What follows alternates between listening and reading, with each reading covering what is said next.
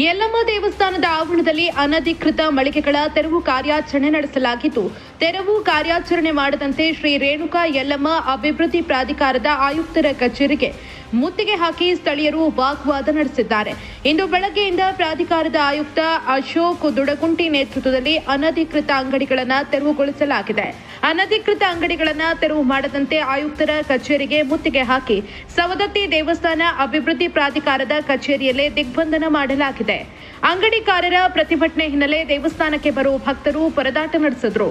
ಸ್ಥಳದಲ್ಲೇ ಸವದತ್ತಿ ಪೊಲೀಸರು ಬೀಡು ಬಿಟ್ಟಿದ್ದು, ಯಾವುದೇ ಅಹಿತಕರ ಘಟನೆ ಆಗದಂತೆ ಪೊಲೀಸರು ಕ್ರಮ ವಹಿಸಿದ್ದಾರೆ ಅಂತ ಎಸ್ಪಿ ಡಾಕ್ಟರ್ ಭೀಮಾಶಂಕರ್ ಗುಳೇದ ತಿಳಿಸಿದ್ದಾರೆ. ಇವತ್ತಿನ ದಿವಸ ಸವದತ್ತಿ ಶ್ರೀ ರೇಣುಕಾ ಯಲ್ಲಮ್ಮ ದೇವಸ್ಥಾನದ ಪ್ರಾಂಗಣದಲ್ಲಿ ಹಲವಾರು ಬೀದಿ ಮಳಿಗೆಗಳು ಅಲ್ಲಿ ಎನ್ಕ್ರೋಚ್ಮೆಂಟ್ ಮಾಡ್ಕೊಂಡಿದ್ದೆವು ರಸ್ತೆ ಮೇಲೆಲ್ಲ. ಅದನ್ನು ತೆಗೆಸಲಿಕ್ಕೆ ದೇವಸ್ಥಾನ ಅಭಿವೃದ್ಧಿ ಪ್ರಾಧಿಕಾರದ ಸೆಕ್ರೆಟರಿ ಆದವರು ನಿರ್ಧಾರ ಮಾಡಿದರು. ಆ ಪ್ರಕಾರವಾಗಿ ಅವರು ನಮ್ಮ ಪೊಲೀಸರಿಗೆ ಒಂದು ಬಂದೋಬಸ್ತ್ಗೆ ರಿಕ್ವೆಸ್ಟ್ ಕೊಟ್ಟಿದ್ದರು.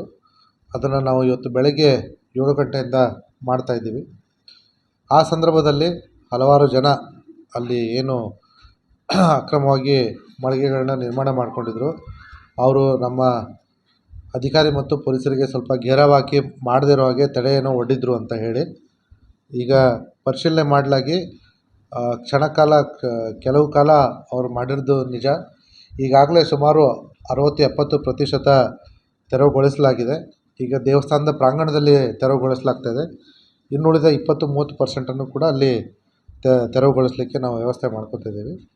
ಈಗಾಗಲೇ ನಾನು ದೇವಸ್ಥಾನದ ಸೆಕ್ರೆಟರಿಯವ್ರಿಗೆ ಮಾತಾಡಿದಾಗ, ಇಲ್ಲ ಸರ್, ಅದೇನು ಆ ಥರ ಏನು ತೊಂದರೆ ಆಗಿಲ್ಲ, ನಮಗೆ ಸ್ವಲ್ಪ ಅಡ್ಡಿ ಮಾಡಿದರು, ಬಟ್ ನಾವು ಕಂಟಿನ್ಯೂ ಮಾಡ್ತಾಯಿದ್ದೀವಿ. ಇದಕ್ಕೂ ಮೀರಿ ಅವರೇನಾದರೂ ಕಂಪ್ಲೇಂಟ್ ಕೊಟ್ಟರೆ ನಾವು ಯಾರು ಅವರಿಗೆ ಅಡ್ಡಿ ಮಾಡಿದರೆ ಅವ್ರ ಮೇಲೆ ಕ್ರಮ ತಗೊಳ್ತೀವಿ. ಸದ್ಯಕ್ಕೆ ಆ ತೆರವುಗೊಳಿಸೋ ಕಾರ್ಯಾಚರಣೆ ನಡೀತಾ ಇದೆ.